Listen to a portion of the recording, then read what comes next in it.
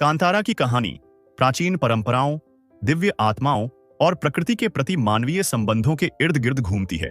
इसमें दो महत्वपूर्ण दैवीय शक्तियां प्रमुख भूमिका निभाती हैं, पंजुरली और गुलिगा। पंजुरली एक सुअर के रूप वाला अर्धदैवीय रक्षक डेमिगॉड है, जिसे भगवान विष्णु के वराह अवतार से जुड़ा माना जाता है। यह भूमि, लोगों और समृद्धि की रक्षा करता है।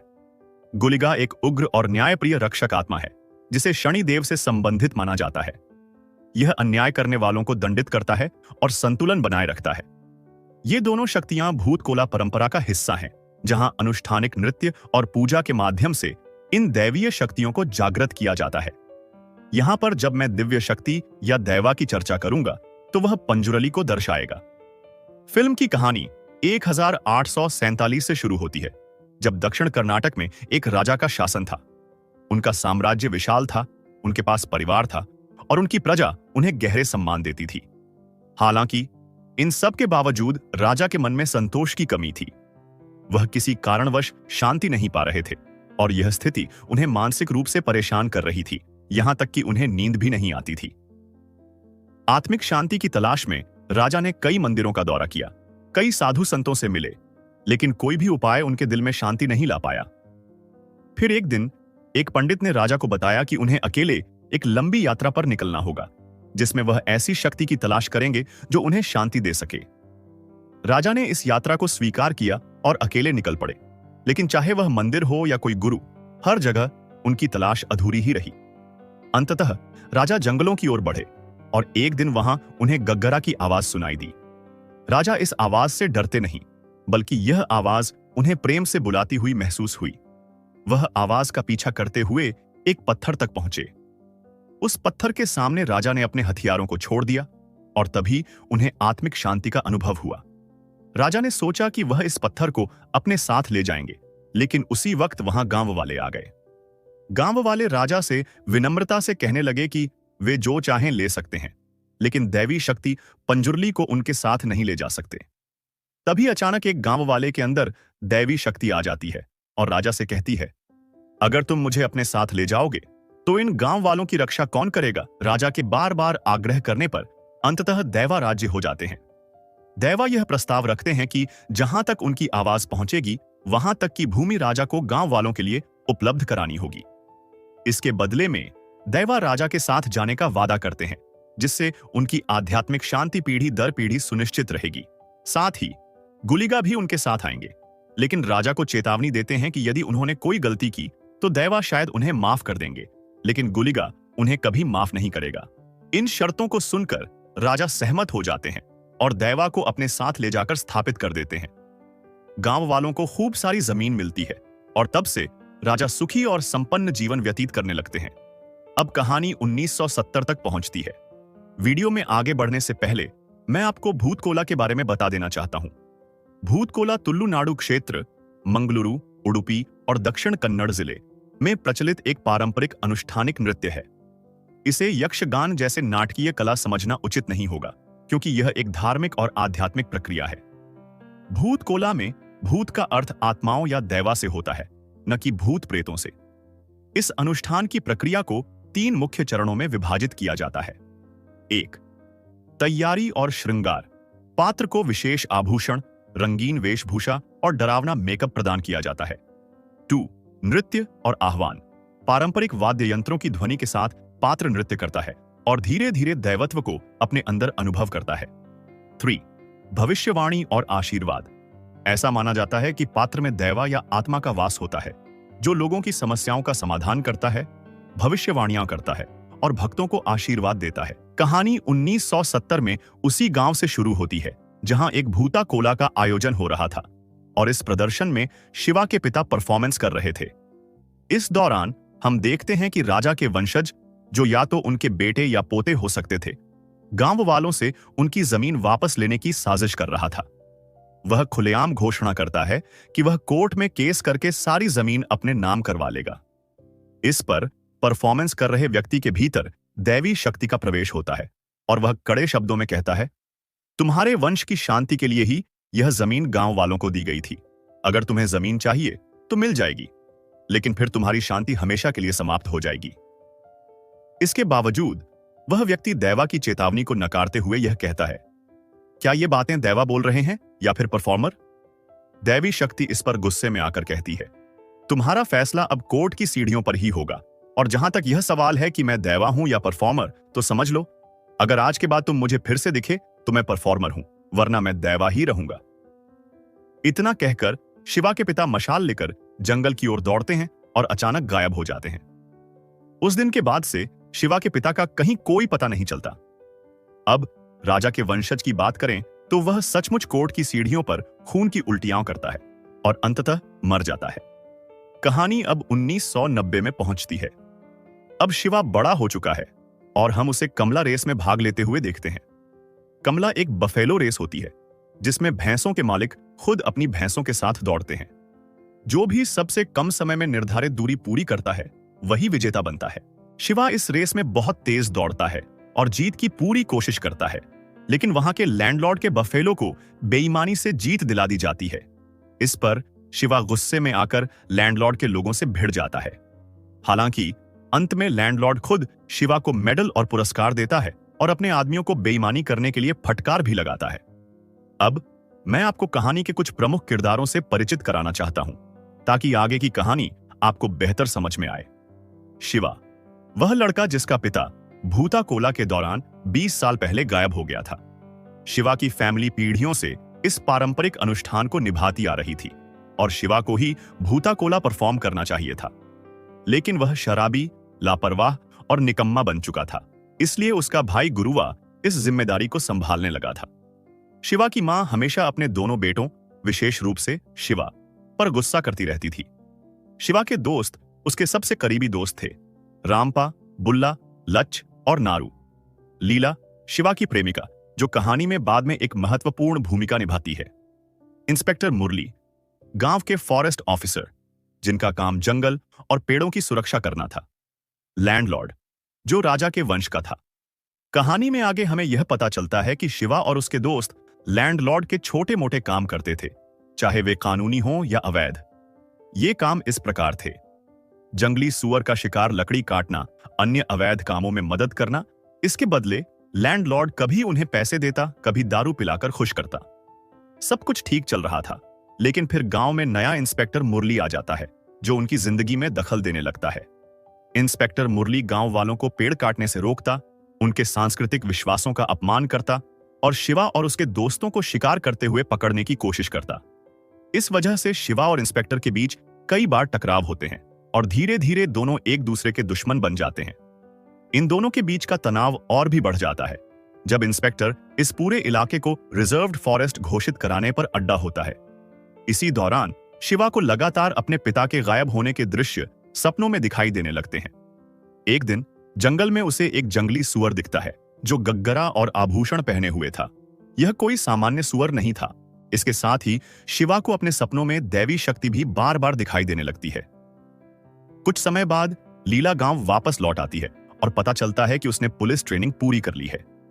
शिवा और लीला के बीच नजदीकियां बढ़ने लगती हैं और शिवा लैंडलॉर्ड से बात करके लीला को पुलिस में नौकरी दिलवा देता है। लेकिन नौकरी के पहले ही दिन इंस्पेक्टर सरकारी आदेश के तहत गांव में आता है। वह फॉरेस्ट एरिया की नाप जोख करने और अतिक्रमण की रिपोर्ट तैयार करने के लिए आया था। मतलब था कि जिनके घर गैर कानूनी जमीन पर बने थे, उनकी रिपोर्ट सरकार को भेजी जाएगी।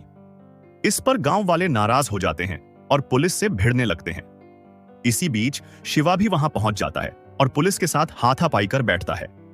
इस लड़ाई में पुलिस शिवा को पकड़कर बांध देती है और सुधाकर के मजदूरों की मदद से अतिक्रमण वाले इलाकों की खुदाई कर उसे चिन्हित कर देती है।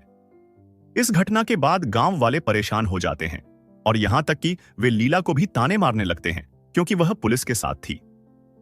भले ही यह उसका पहला दिन था, गांव वालों को लगता है कि उसने पुलिस का समर्थन किया। इस पूरे मामले को सुलझाने के लिए लैंडलॉर्ड एक वकील को बुलवाता है। वकील गांव वालों के जमीन के कागजात की वैधता की जांच करता है या फिर नए पेपर तैयार करने की बात करता है। क्योंकि ज्यादातर गांव वाले अनपढ़ थे, वे बिना पढ़े समझे कागजों पर अंगूठा लगा देते थे। वहीं इंस्पेक्टर पूरी ताकत से अपने मिशन में लगा रहता है। इससे गुस्साए शिवा और उसके दोस्त इंस्पेक्टर को परेशान करने लगते हैं। वे जानबूझकर अधिक शिकार करते हैं और पेड़ काटते हैं, ताकि इंस्पेक्टर पर दबाव डाला जा सके और उसका ट्रांसफर हो जाए। इसके अलावा शिवा कई बार सुधाकर और लैंडलॉर्ड के आदमियों से भी भिड़ जाता है। लैंडलॉर्ड का शिवा के प्रति रवैया थोड़ा अलग था। उसे शिवा से कुछ खास लगाव था। वह अक्सर अपने एक्स्ट्रा मैरिटल अफेयर्स के दौरान शिवा को अपने गार्ड के रूप में साथ ले जाता था। लैंडलॉर्ड उसे पैसे देता, दारू पिलाता और हमेशा उसके साथ अच्छे से पेश आता था। फिर एक रात शिवा और उसके दोस्त चोरी छिपे एक बड़े पेड़ को काट रहे थे। इसी दौरान सुधाकर पुलिस को उनकी लोकेशन बता देता है। पुलिस तुरंत वहां पहुंच जाती है और हड़बड़ी में वह बड़ा पेड़ पुलिस की जीप पर गिर जाता है, जिससे जीप में बैठे सभी पुलिस वाले गंभीर रूप से घायल हो जाते हैं। इस घटना के बाद शिवा पर अटेम्प्ट टू मर्डर का केस दर्ज हो जाता है। अब पुलिस उसे पकड़ने के लिए हर तरफ तलाश करने लगती है। शिवा और उसके दोस्त जंगल में छिपकर रहने लगते हैं, लेकिन कभी कभी उसे गांव में छुपकर आना पड़ता था। एक दिन जब शिवा चोरी छुपे लीला से मिलने आता है तो पुलिस उसे पकड़ लेती है। इस घटना के बाद शिवा और उसके दोस्तों को जेल भेज दिया जाता है। उस रात गुरुवा अचानक जागता है और लैंडलॉर्ड को फोन करता है, यह कहते हुए कि उसे सब कुछ ठीक करना होगा। लैंडलॉर्ड जवाब देता है कि वह सब संभाल लेगा, लेकिन स्थिति सुधरने की बजाय और बिगड़ती जाती है। शिवा और उसके दोस्त अब भी जेल में थे और पुलिस पूरी कोशिश कर रही थी कि पूरे इलाके को रिजर्व फॉरेस्ट घोषित किया जाए। फिर एक दिन लैंडलॉर्ड अपनी जीप में कहीं जा रहा होता है, जब रास्ते में उसे गुरुवा दिखाई देता है। वह गुरुवा को अपनी जीप में बैठा लेता है और एक सुनसान जगह पर ले जाता है। वहां लैंडलॉर्ड गुरुवा से कहता है कि यह सारी जमीन उसकी है, लेकिन अगर गुरुवा चाहे तो वह उसे 5 एकड़ जमीन दे सकता है। बस उसे परफॉर्मेंस के दौरान यह कहना होगा कि गांव वालों को अपनी जमीन लैंडलॉर्ड को लौटा देनी चाहिए। यह वह पल था जब हमें लैंडलॉर्ड की असली चाल समझ में आती है, लेकिन गुरुवा इसे सिरे से नकार देता है। वह कहता है, दैवा कभी ऐसा होने नहीं देंगे। यह सुनकर लैंडलॉर्ड को गुस्सा आ जाता है और वह बेरहमी से गुरुवा को मार डालता है। इसके बाद वह सुधाकर की मदद से गुरुवा की लाश को उसी स्थान पर छोड़ देता है जहां भूता कोला हुआ करता था। जब गांव वाले गुरुवा की लाश पाते हैं तो वे सदमे में आ जाते हैं। अगले दिन लैंडलॉर्ड उनके पास जाकर दुख व्यक्त करता है, जैसे उसे कुछ भी नहीं पता हो कि गुरुवा की हत्या किसने की है। अब कहानी की ओर वापस आते हैं। लैंडलॉर्ड को यह आभास हो जाता है कि इंस्पेक्टर उसके काम में टांग अड़ा सकता है।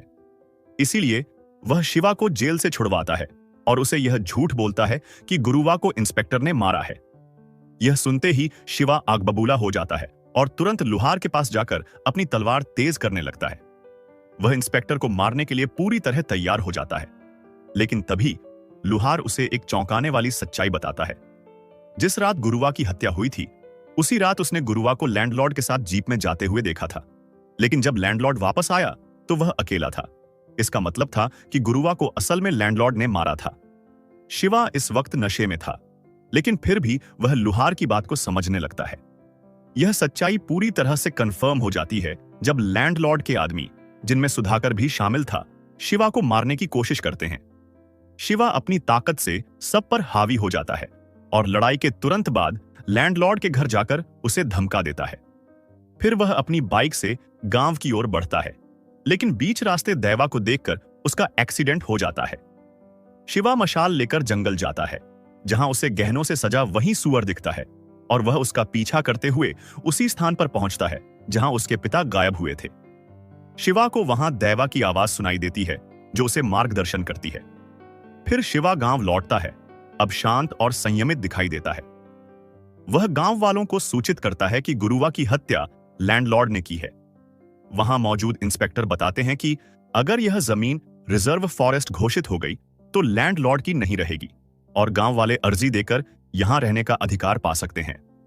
उधर लैंडलॉर्ड गांव वालों को खत्म करने की ठान लेता है और अपने आदमियों के साथ गांव पर हमला बोल देता है। गांव वाले भी मुकाबले के लिए तैयार होते हैं और शिवा के साथ इंस्पेक्टर भी उनका साथ देता है। एक भयानक लड़ाई होती है जिसमें दोनों पक्षों के कई लोग मारे जाते हैं और लैंडलॉर्ड इस खूनी संघर्ष में खुद बंदूक उठाकर लोगों को मार देता है। शिवा का दोस्त बुल्ला भी मारा जाता है। शिवा लगातार लड़ते हुए लैंडलॉर्ड की ओर बढ़ता है, लेकिन उसी समय लैंडलॉर्ड का एक ताकतवर आदमी उसे हवा में लटका देता है। शिवा का शरीर शांत पड़ जाता है और ऐसा लगता है कि वह मारा गया। लैंडलॉर्ड अपनी जीत का ऐलान करता है लेकिन तभी दैवा शिवा के पास आकर जोर से चिल्लाते हैं। अचानक शिवा खड़ा हो जाता है। वह पूरी तरह पज्जेस हो चुका था और गुलिगा दैवा उसके अंदर प्रवेश कर चुके थे। इसके बाद शिवा अलौकिक ताकतों के साथ लैंडलॉर्ड के सभी आदमियों को बेरहमी से मार गिराता है। गुलिगा दैवा शिवा के माध्यम से लैंडलॉर्ड से कहते हैं, तुमने पाप किया, क्या तुम्हें लगा था कि तुम बच जाओगे? पंजुर्ली दैवा शायद तुम्हें माफ कर दे, लेकिन मैं नहीं। तुम्हारे खून से इस धरती को सींचा जाएगा। यह कहते हुए शिवा लैंडलॉर्ड का अंत कर देता है। कहानी कुछ दिन आगे बढ़ती है। शिवा अब भूता कोला कर रहा है और इंस्पेक्टर एवं गांव वालों को जिम्मेदारी सौंप देता है। लीला गर्भवती होती है, जिसका अर्थ है कि शिवा का बच्चा उसके पेट में है।